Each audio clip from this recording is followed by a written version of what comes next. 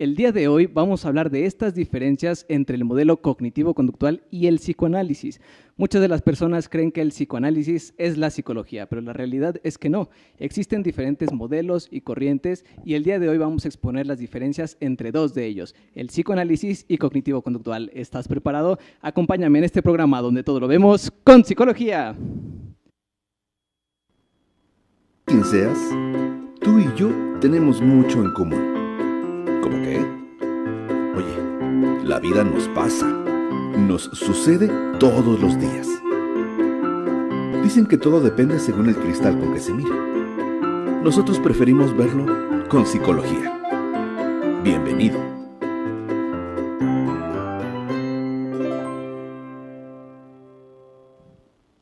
Muy bien, pues estoy muy contento. Para mí es un gustazo haber traído aquí a una invitada especial el día de hoy para hablar sobre el psicoanálisis. Bienvenida, Olimpia Liliana.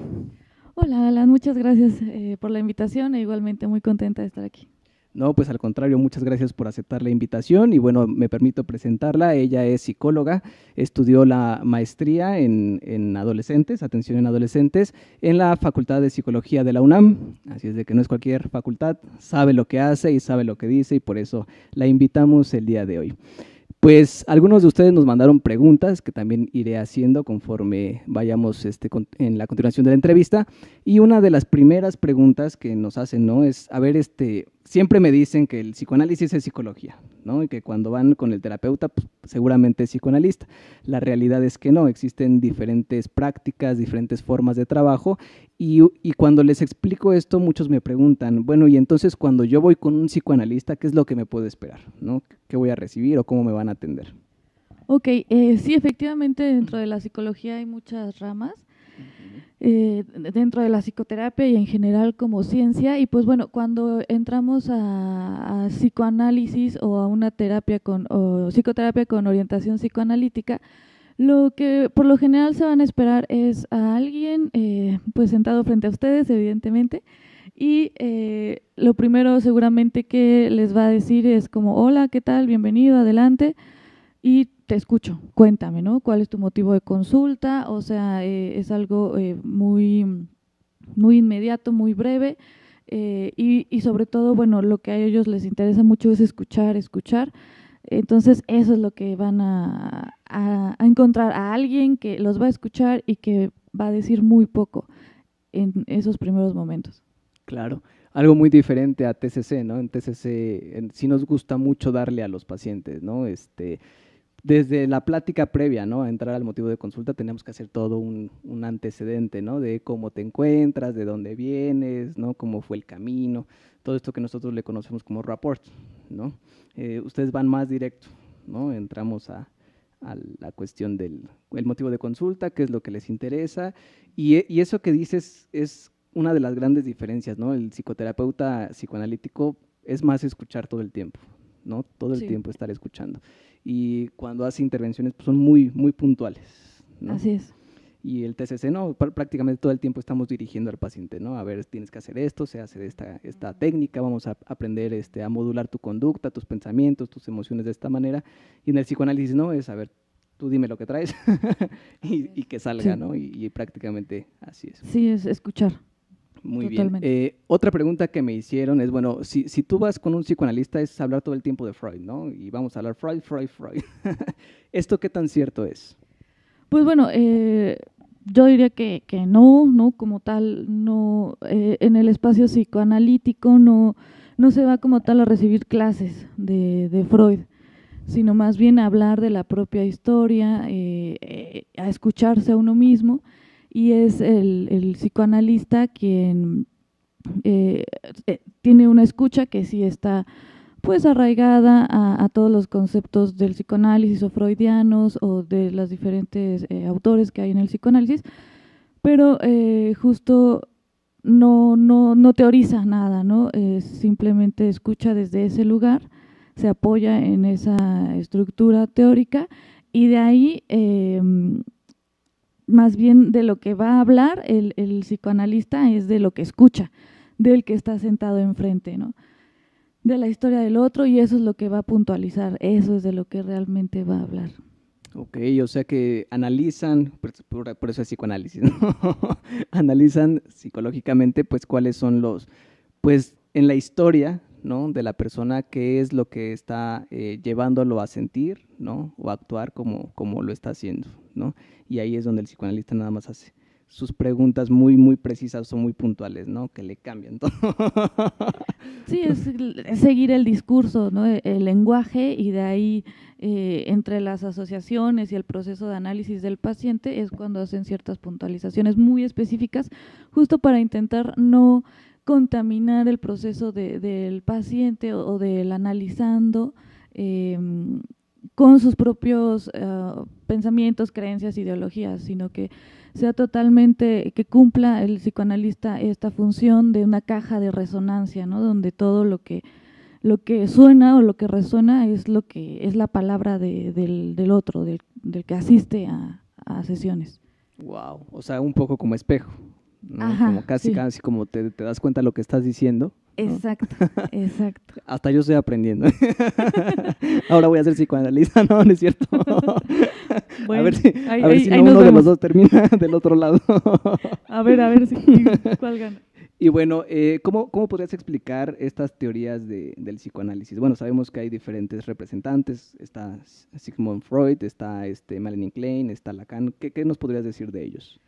Bueno, pues es una gran pregunta. ¿Qué no te puedo decir de Sí. ellos?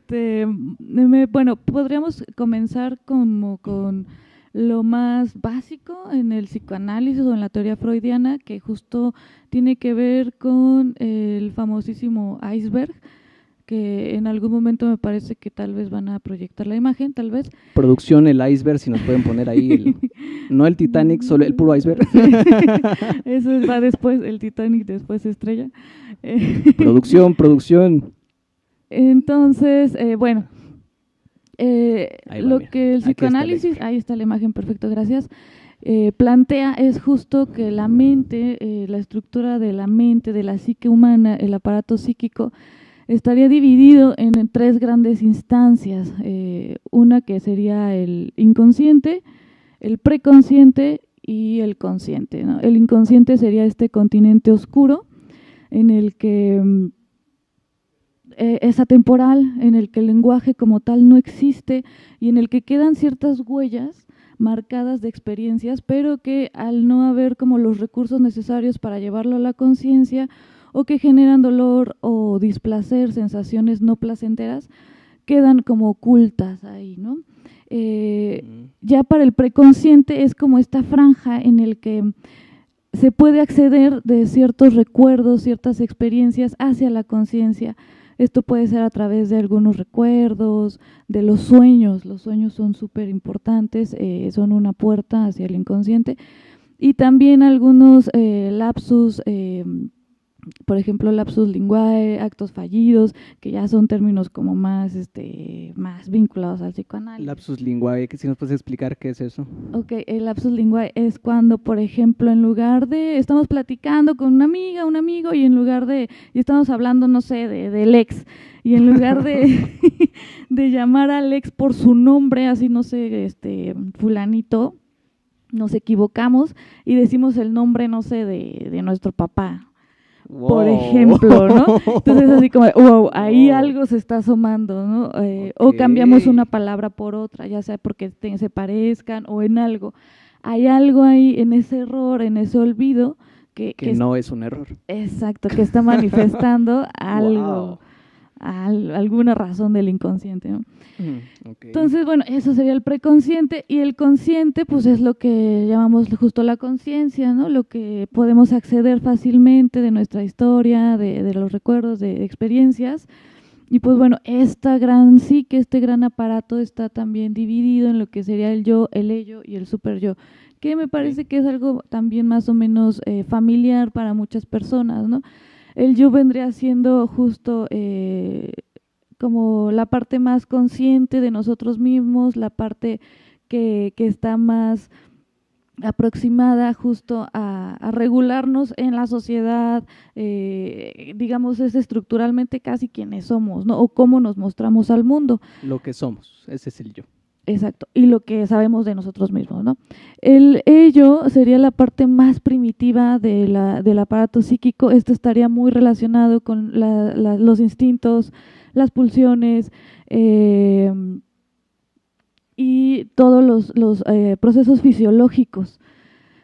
Esto por lo tanto puede ser como la parte más ligada al inconsciente y como más salvaje, ¿no? La más primitiva, la más arcaica. Y el super yo justo es la parte de la psique que aparece por ahí de los 6 años y es herencia del complejo de Edipo y de nuestros padres, porque son nuestros padres quienes nos transmiten la cultura y quienes instauran estos diques de lo que sí se puede hacer y de lo que no se puede hacer. O sea, del deber ser, ¿no? Y de las normas sociales o de las reglas. Entonces, bueno, el yo vendría a ser una parte, como ven, el super yo y el ello son partes como muy polarizadas, o sea, muy contradictorias, y el yo viene a regular ambas, ¿no? Como a integrar estos dos polos. O sea, el super yo te dice lo que tienes que hacer, el ello es lo que quieres hacer, y el yo es, pues a ver, elijo entre uno y otro. Ajá, como, bueno, va a ver. ¿A cuál le hago caso? Ni lo que quiero ni lo que debo, vamos a encontrar un punto medio. En el mejor de los casos, esa es la función del yo. Ok, muy interesante. Y bueno, sí. Dime. No. Pensé que ibas a hablar. Así es que la pregunta que me hiciste, entonces... Ajá. Sí, bueno, esto es de Freud, ¿no? Sí, eso es como los principios freudianos. Ok, esos son los principios freudianos. ¿Y de los otros, de Lacan y de esta Melanie Klein?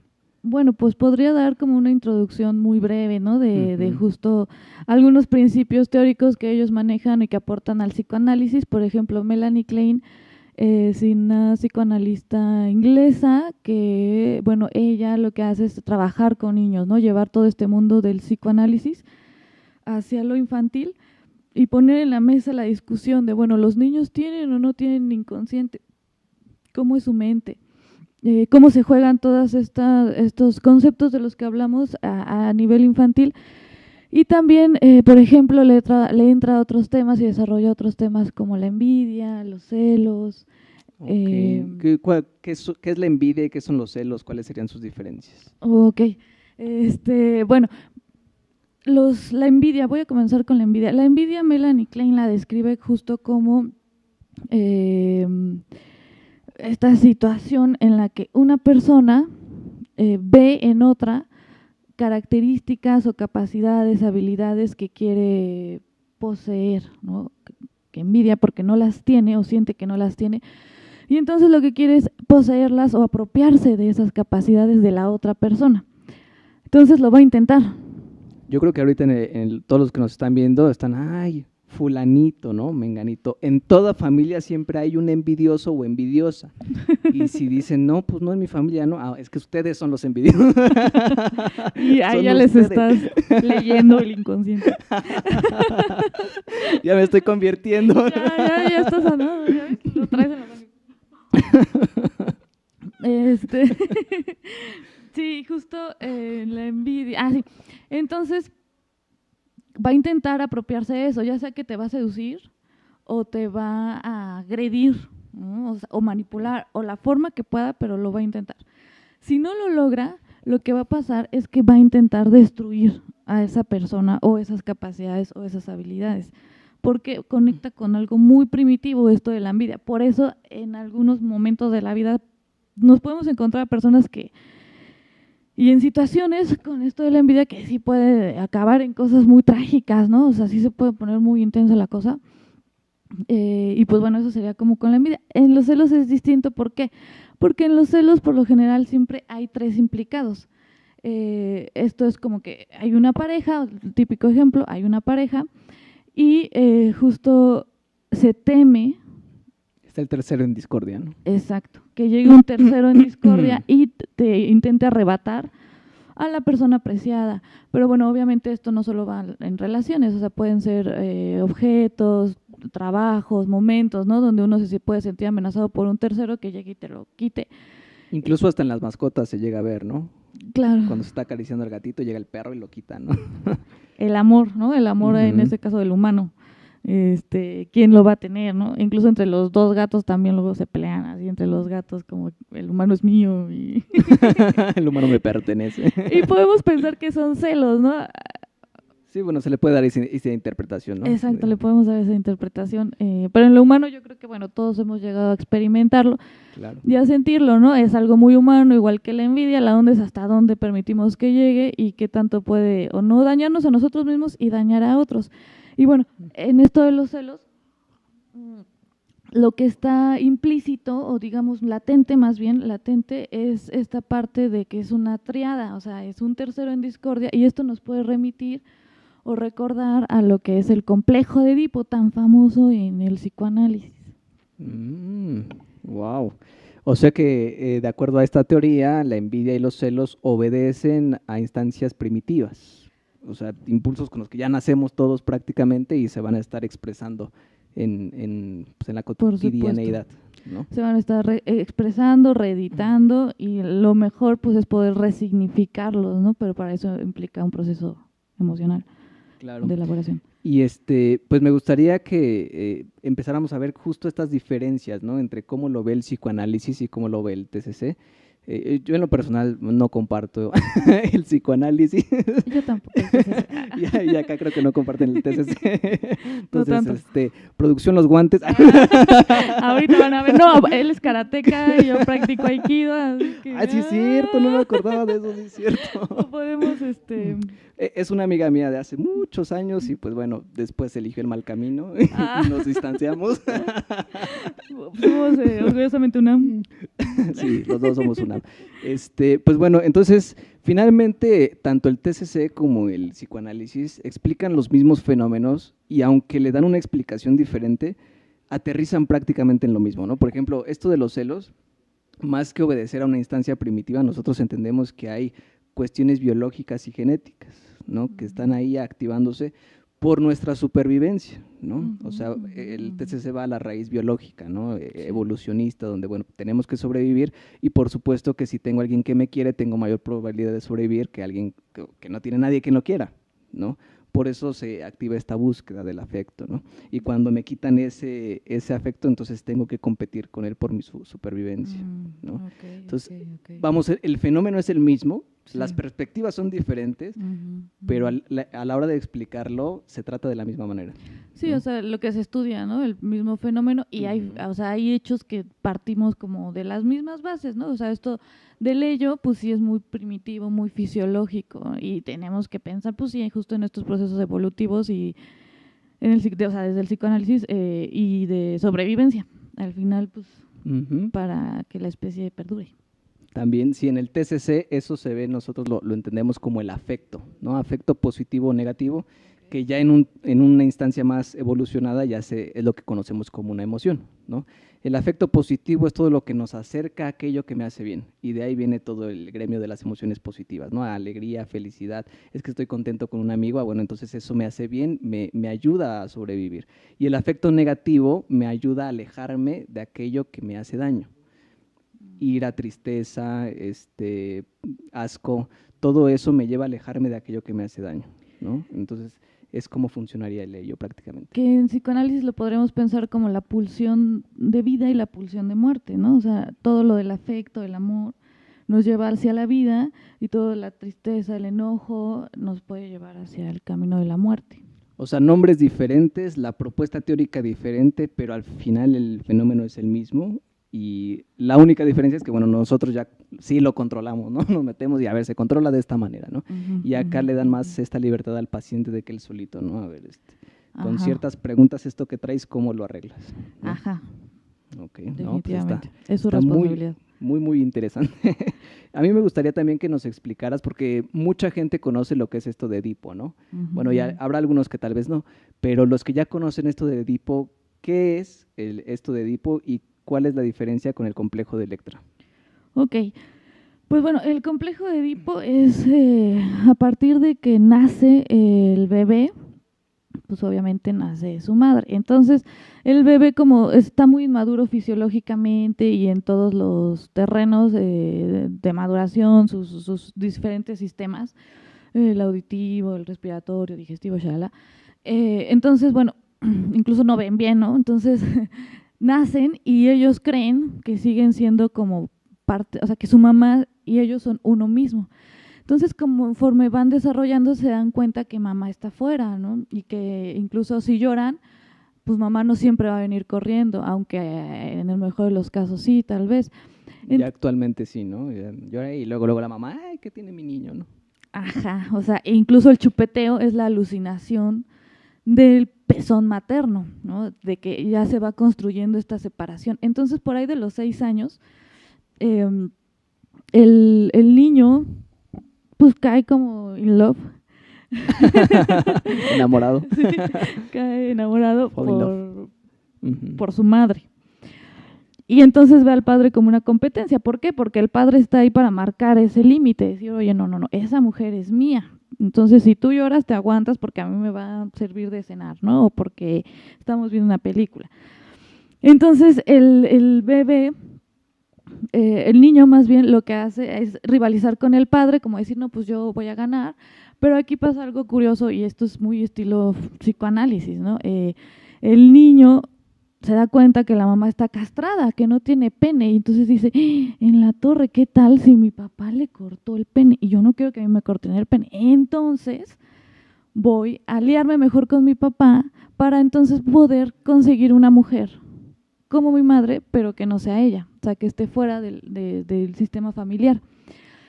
Y así es, eso sería la construcción del complejo de Edipo, que bueno, está relacionado en la literatura con lo de Homero, ¿no? Ajá. Las tragedias. Exacto, ¿no? De Edipo Rey. Uh-huh. Que bueno, échenle un ojo. No, está fuerte. Por eso no cualquiera Esos griegos. Psicoanalistas, solo los que tienen problemas, ¿no es cierto? No es cierto. Que tienen muchos problemas y les gusta leer y viajar. No, y bueno, entonces eso es el complejo de Edipo, ¿no? Es una alianza con la mamá para irse o sea, para desplazar al papá, ¿no? Que se vaya de aquí. Sí. ¿Y cuál sería el complejo de Electra? El complejo de Electra es básicamente lo mismo, nada más que las mujeres tenemos que hacer una doble vuelta, porque al ser mujeres tenemos este crush, este enamoramiento con nuestras madres, y entonces vemos al padre como rival, pero después nos damos cuenta que pues nosotros estamos castradas también y que más bien lo que estamos buscando es un hombre como el que tiene mamá, ¿no? Eso es lo que se tendría que buscar. Y entonces es cuando se crea la alianza con la madre y se crea la alianza con la madre y el padre se queda como el objeto de amor, ¿no? Entonces, al final es como hacer una doble vuelta, pero es lo mismo básicamente. Wow, está interesante, ¿no? Y bueno, me imagino que de ella se derivan muchos fenómenos, ¿no? Ahí sí el TCC no le entra, ¿no? El TCC no tiene estas ideas o hipótesis, bueno, no sé si los vean como hipótesis, principios, fundamentos, son hipótesis. Ok, bueno, en TCC no hacemos esas hipótesis, ¿no? O sea, hacemos la historia y ya de ahí vamos viendo las conductas y demás y los significados, pero no tenemos estos como base, ¿no? Ah, bueno, aquí tiene que haber un Edipo, acá hay una Electra, ¿no? Eso es más de allá, ¿no? Entonces los que crean que tienen algo de Edipo, pues es psicoanálisis, vayan con ella. Vengan. Y los que no, pues vénganse con nosotros. Muy bien. Sí. Pues me gustaría que nos dijeras un poquito, que nos platicaras un poco más de ti, cuál ha sido tu trayectoria, a qué te dedicas actualmente y pues lo más importante, dónde podemos encontrarte. Muchas gracias. Bueno, pues yo actualmente trabajo como psicoterapeuta psicoanalítica, con enfoque psicoanalítico. Estoy hacia el sur de la ciudad, por el centro de Coyoacán. Y por las mañanas realizo lo que se conoce como acompañamiento terapéutico. Okay. Que esto es como acompañar, en este caso en una escuela, a un pequeño con ciertas dificultades, sobre todo de socialización, control de impulsos. Y pues bueno, es un gran recurso que no solamente está en el psicoanálisis, yo lo trabajo bajo ese enfoque, pero también el cognitivo conductual me parece que tiene este recurso clínico. Y pues bueno, ya llevo 6 años aproximadamente dando terapia como psicoterapeuta y unos 8 yo creo como acompañante terapéutico. Y ¿dónde es tu ubicación? Porque dijiste por el centro Coyoacán, pero bien claro, o sea, si yo quiero llegar, ¿cómo llego? Ok, es ahí en el mero centro de Coyoacán, Aguayo número 3. Aguayo. Aguayo. Aguayo número 3, y ahí preguntan por la psicóloga, por la maestra Olimpia Liliana. Sí, o manden un WhatsApp para agendar, porque es importante agendar con previa cita. Ok. ¿Cuál es el WhatsApp? Por favor. Mi WhatsApp es 55 15 84 45 22. 55 15 84 45 22. 84 45 22. Ok, pues ya lo escucharon. Si quieren agendar una cita con una experta en el psicoanálisis, pues aquí está ella. Gracias. Y bueno, si quieren del TCC, ya se saben todas nuestras redes sociales, página web, todo es MP Intervención Psicológica, y ahí pueden encontrar nuestro servicio. También, si quieren contactarla a ella y no se aprendieron el WhatsApp, vean la repetición o a través de las redes sociales también nos pueden decir, es que vi que había una psicoanalista, y también nosotros los podemos canalizar con ella, ¿vale? Pues se nos acabó el tiempo, un tema muy, muy interesante, muy controversial seguramente. Sí. Ya esperaremos las reacciones y los comentarios del público. Estuvieron muy bien. Pero yo te agradezco mucho que hayas aceptado la invitación, que hayas traído toda esta información y el dominio que tienes del tema. Muchas gracias, Alan, por la confianza, a tu público conocedor. Y claro, estamos ahí atentos a los comentarios, si gustan ponerse en contacto, y pues muchas gracias. Pues ya lo escucharon, esto fue una emisión más de su programa, donde ya saben que todo lo vemos con psicología.